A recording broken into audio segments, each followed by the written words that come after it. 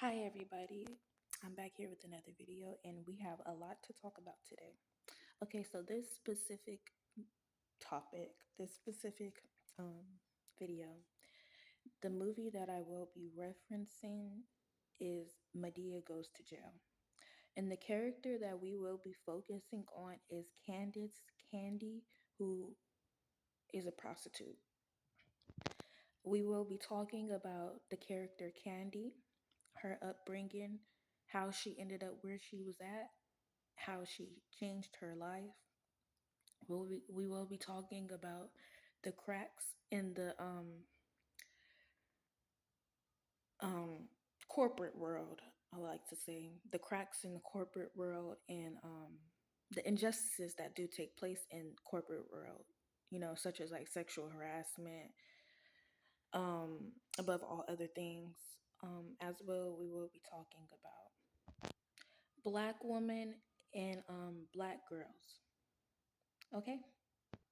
In another topic, we will be talking about at the end for a bonus is I will be using the TV show for reference, which is the TV show Charmed. And we will be discussing season 3, episode 12, which is wrestling with DEMONS. And I'm gonna give y'all a brief summary right now.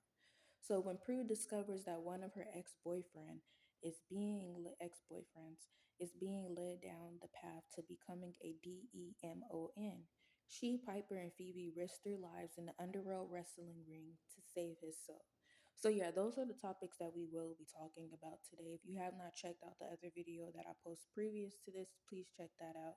And basically a summary of that video is I was talking about like slaves, the truth about slavery, and I was talking about like, things that went on in slavery and how I personally feel, and these are the facts too, that would make us kin. Like the slaves, it would make the slaves kin to some of these slave owners, which means that we are entitled to some of the assets.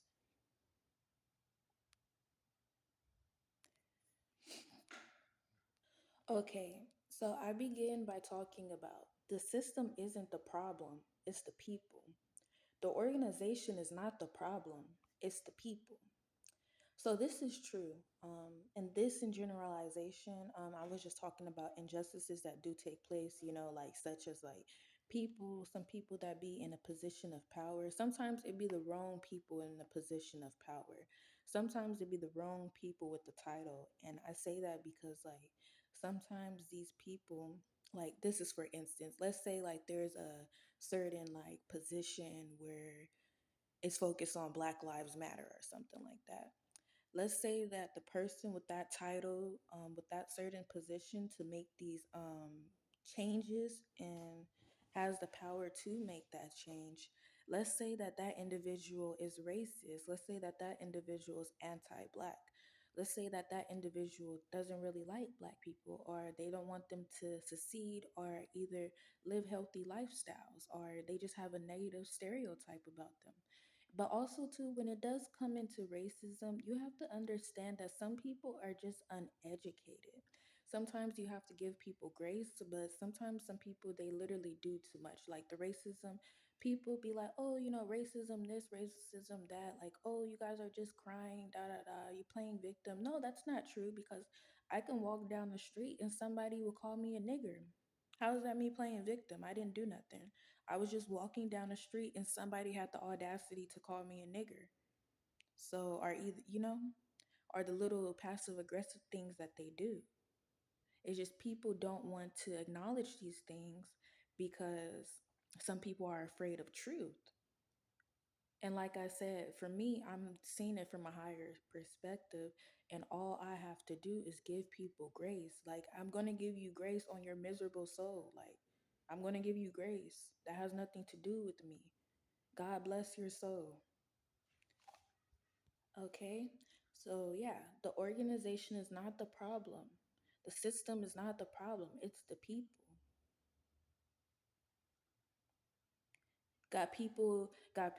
Got leaders who they're supposed to be here for the people. Some of them not really for the people. They don't care about diversity. Some of them practice nepotism. They only care about wanting their people to succeed, regardless of, it's not about talent. It's not about skill set.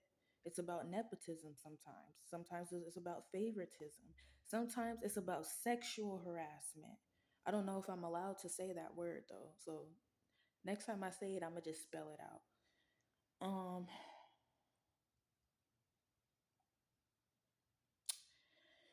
okay. So I said women are sexually objectified. Men are too, but we're focusing on the ladies today.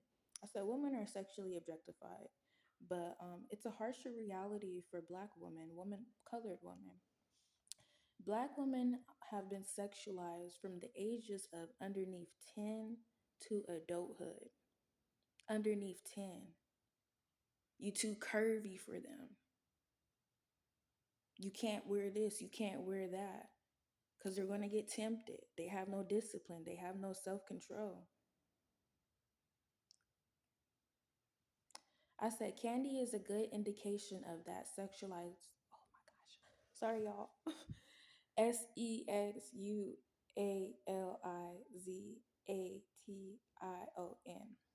As when she was in college, she went to a party and was gang raped by a group of men.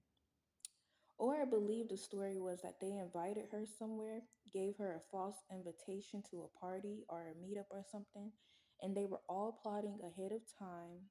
She didn't know. She thought these people were her friends.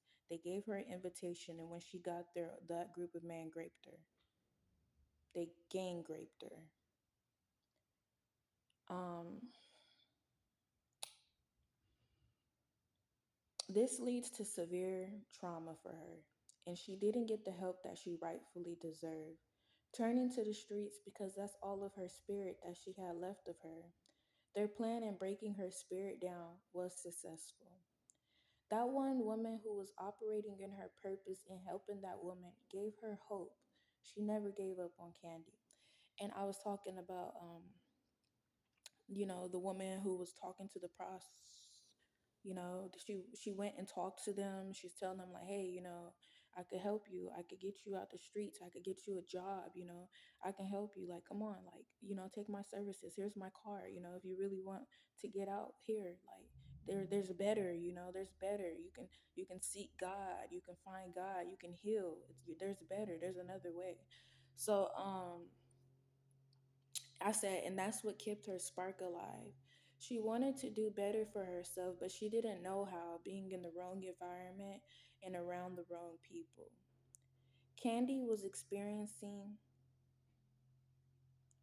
I think I said Stockholm Syndrome. I wrote that down. I don't even know what Stockholm Syndrome is. I don't know if I used the term correctly because I seen somebody else use it and they was saying like Stockholm Syndrome is like, if somebody was to get kid unfortunately, God forbid, knocking on wood, but if somebody that was to happen, sometimes the people fall in love with the person who did that to them. They said that's what Stockholm Syndrome is. So I wrote it down.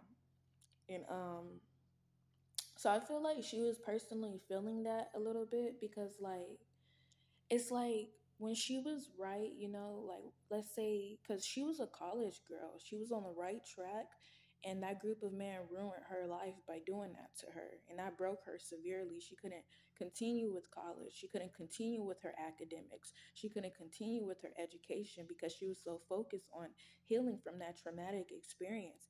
And that in itself, it pushed her into the streets, it messed her up mentally, it made her mentally unstable because she couldn't handle that pain. It was too much pain. And sometimes when women go through that at colleges, they don't really help the woman. I've heard a lot of stories of that. They they cover it up for the man.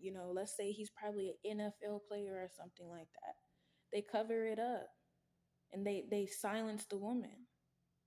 So she probably was experiencing that harsh reality and she felt secluded. So she turned into the streets. I'm not saying this is good because I never turned to the streets. I'm not saying this is good, but I'm saying this is what happened to her.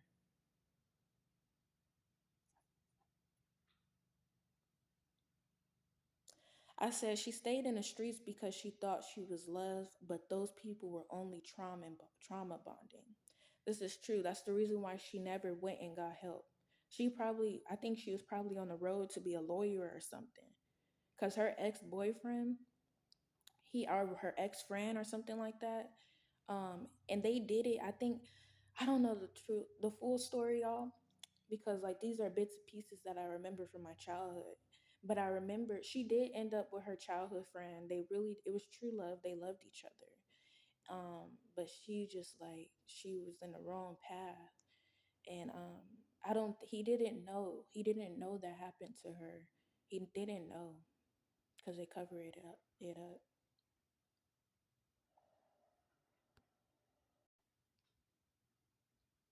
But I said,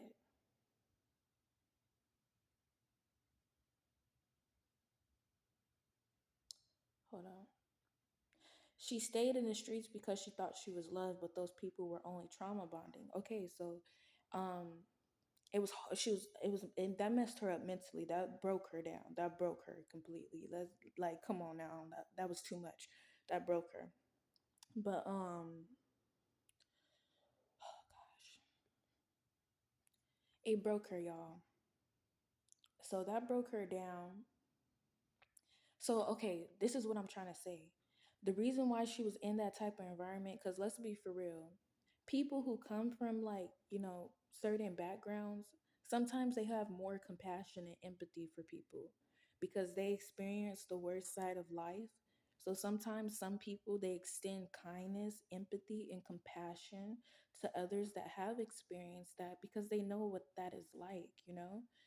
Like for example, like a person that have experienced homelessness, when if they have escaped homelessness, that makes them more compassionate for the homeless people because they experienced that, or certain, etc., etc. So like that's what I'm saying, like even when Tupac said, even though they showed me love, da da da da da, yeah, because yeah, da da da, in general. That's basically what I'm saying.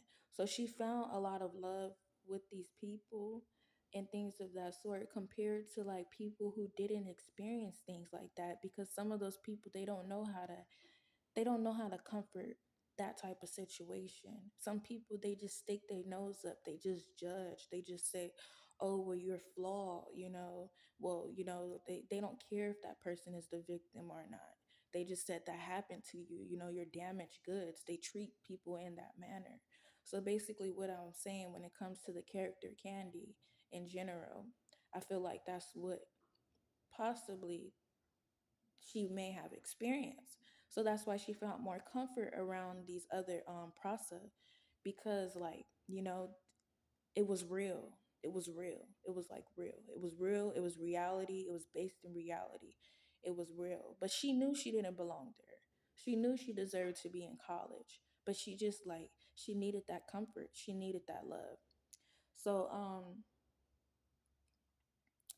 even her friend who was in Prasa for years told her she didn't belong there.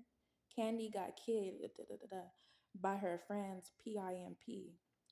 I wanted to highlight this part of the scene because this is what being around the wrong people will get you. The streets showed love to me when I was going through hard times. The streets still show love to me, but there are a lot of vultures, and most are only okay with you if you're in that same trauma with them. Okay, so this is what being around the wrong people will get you. Guilty by association. Association. That's why, like, for me, like, I had to learn that. Like, that was a harsh lesson for me because, like, for me, for a while, I was so naive and I was just seeing the good in people and stuff like that.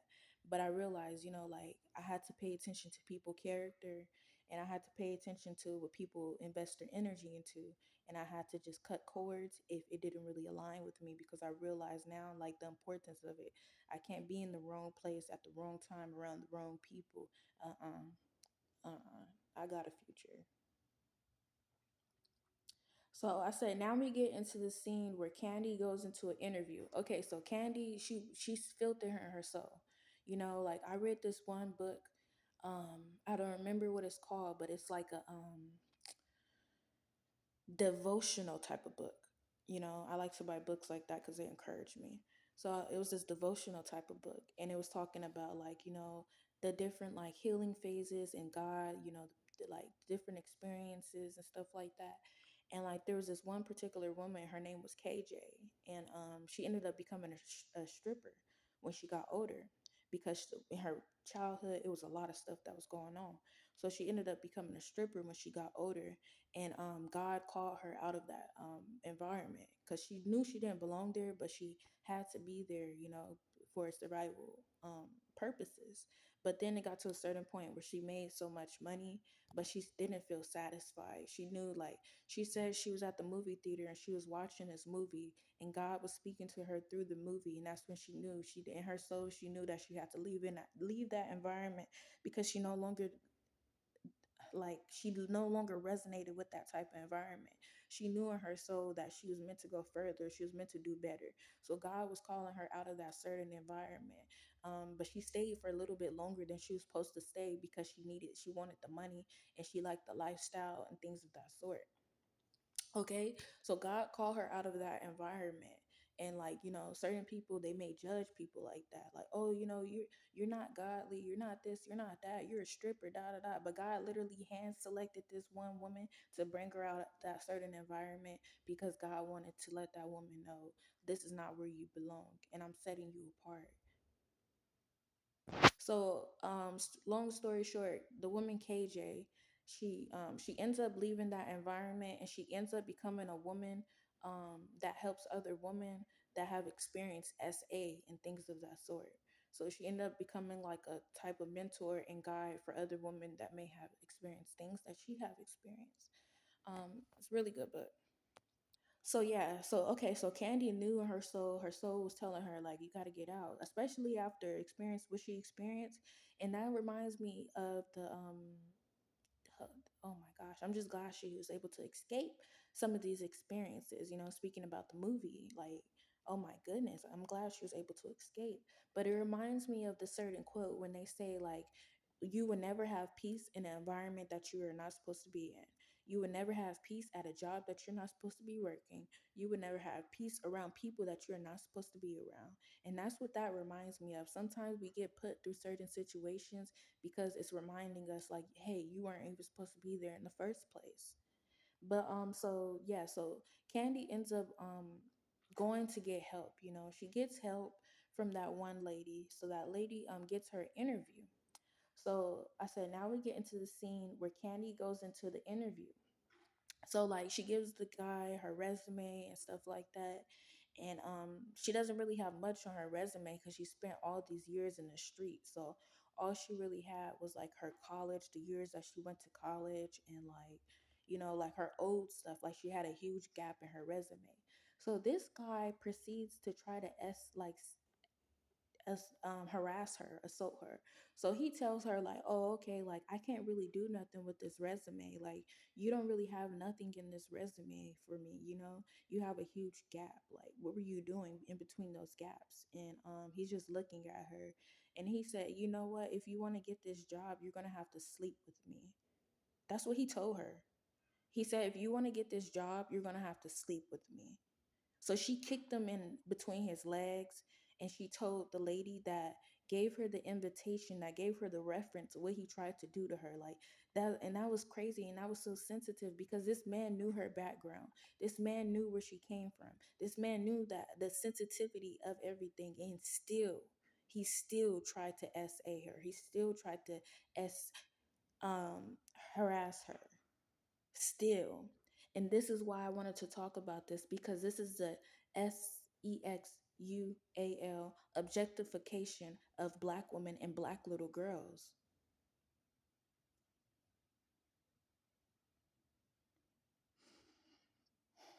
I said this TV show is a display of the corruption that takes place in the world. This is what happens in real life. This happens in real life. This is how they play with people and play with people's livelihood and play with people money in real life. You can't have this job if you don't sleep with me. Are y'all serious? Are you serious? You need to stop watching that corn hub. Get that out your spirit. Are y'all serious? Y'all don't let black little girls be black little girls. Down to when we was young, y'all been sexually objectifying us. Even now.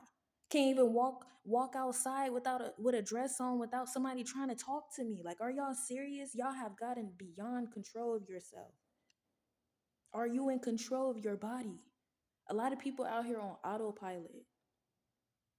That's why some people do things unconsciously. They don't even know that they're doing it. They on autopilot. You have allowed your vessel to become weak and to be used because you're on autopilot. You are not present. You don't see exactly what's going on. You are not based in reality. You're in la la land. Get off of autopilot. And also too, how I personally feel, I feel like we have not been focused on the things that really have matter as a society. We got to start focusing on the younger generation.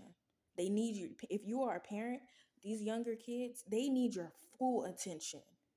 This generation that's after me, you got to make sure these little babies are healed and that they don't experience anything that we have experienced. You have to make sure that you be the person that people were supposed to be to you when you were a child if you have experienced something.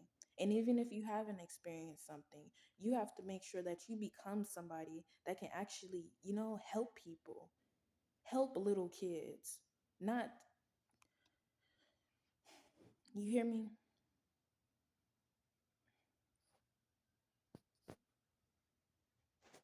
We need more good leaders. We need intentional leaders. And I get it though, because for some reason in society, people try to like break that out of people. They try to push that out of people, those certain qualities, when those qualities are exactly what we need. If anything was to go down, you will need the leaders to help orchestrate things and keep things in control. If anything was to go down, you need the healers to make sure that people can be healed and don't keep people sick. You need teachers. We need these people. We shouldn't be pushing this and making that dormant in people. We need leaders. We need people that will speak up. We need people that will protect. We need that. We need people that will be compassionate to other beings. We need more of that.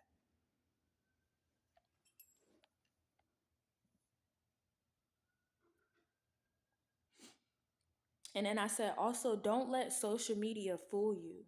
There are good people in this world. People do love you. People will love you even if you haven't met them yet. So yeah, don't let social media fool you. Because like even when it comes to certain arguments and disagreements and certain conversations, specifically one conversation I want to talk about is the black woman and the black man. They say, oh, the black woman and the black man don't like each other. Oh, the black woman and the black man can't get along. Or oh, black woman can't get along. Oh, black man can't get along. Sometimes that's the case, but if you look around the society, when I look around the society, I see black people getting along. Especially like, you know, black men love black women. Black women love black men. Black women, all men. I mean, yeah, black women, all men love you. They all do. But you have to make sure that you don't put yourself around those who are predatory. Because just because they love you, sometimes they don't really love you. They just lust you. Yeah, I had this one man that of another culture. I let him buy me a burrito before because like back then, like that's all I'm gonna say. I be like that, those are my blessings in general. I bless people, so it's right that other people bless me. It's right, like so like I he bought me a burrito, right? And I let him buy me a burrito, and that was it, and that was all. I was not attracted to this man at all. All I wanted to do was have a conversation with him, probably do that, and allow him to buy me a burrito, and that's it. And my intentions was set from the first conversation that we did have. I let it be known this is platonic only, and this is strictly platonic. But this guy, like, he was just so disgusting to me because like he couldn't freaking like I don't know. Like, are these other culture men, are they being taught the wrong things about black women? Do they think all black women, they treat us like prostitutes? You know, some of them treat us like that, and it's like, what are y'all learning about black women? Why do you feel like you can do that? Why do you feel like you can treat black women like that? Like, what are you learning? What are y'all learning about us? Because that's not the case. You know, even like, because every black woman is not the same. Just like everybody ain't the same. You know, we all got a unique fingerprint, the unique footprint, unique essence. Everybody ain't the same. For me, oftentimes people out often looked at me different because like I'm an introverted black woman. Like, I'm not with the drama. I'm not with none of that. Like, I like peace. I like money. I like love. I like to cuddle. Like, I like peace, love, and money and security and stuff like that. I'm not focused on nothing else. So sometimes some people find it odd. You know, sometimes people find it weird too because the simple fact that I am a feminine black woman. So some people try to beat that out of me. But what? Why are y'all doing that? You know we need more feminine black women. And we have a lot of them too, but y'all don't be treating them right. Mind you what I'm about to say. Um, but yeah, this man, so he kept asking me, like, oh, like he didn't know how to take no. Like, oh, like, well, can you come back with me? Da da da. He asked me to go to his house with him. He's like, can you go to my house with me? And like he just was being weird, and I told him like, no, like I don't. I told him like, I tell him I'm not a prostitute, I'm not finna do nothing with you. And he just kept like asking me, and I kept saying no, and he kept asking me, and I was like, that's so disrespect, cause like no is one word, bro. Like, I told you no the first time. Why do you keep asking me? Like, y'all be weird with that. Like, no is one word. Like, I don't care if your ego is bruised. If somebody tells you no, you have to respect that. Yeah, and y'all be careful of them parties too, because the character Candy, I believe she was at a party when that happened to her. They probably DRUGGED her, or either they probably ROOFIED her. Mm-hmm. So yeah, when I was younger, I used to party. I didn't party a lot. I didn't go to every party because like the parties were dangerous. They were dangerous, I'm going to be honest. So I didn't go to every party. But if the vibe was right, intuitively, if I felt like I would be safe there, I would go. But if I would go there and something would like pop off, I would make sure me and my friends were good and we would leave. As soon as I see somebody arguing, I'm like, nah, we got to go. Because we just here to have a good time. But people, little fragile egos, are always getting bruised. We can't even have a good time without somebody trying to fight somebody. Why? I just searched up on Google the other day. I was like, why do people fight at funerals? People be fighting at funerals. Like, why are y'all fighting at funerals? What is there to fight about? Is it money? Are y'all fighting about money? Are y'all fighting about assets? Are y'all fighting about inheritance? Are y'all fighting about wills? Okay, y'all, this video is too long already. So I'm gonna make a part two, and we're gonna talk about the last parts of this video. We probably have like three more topics to talk about. Okay, thank you for tuning in.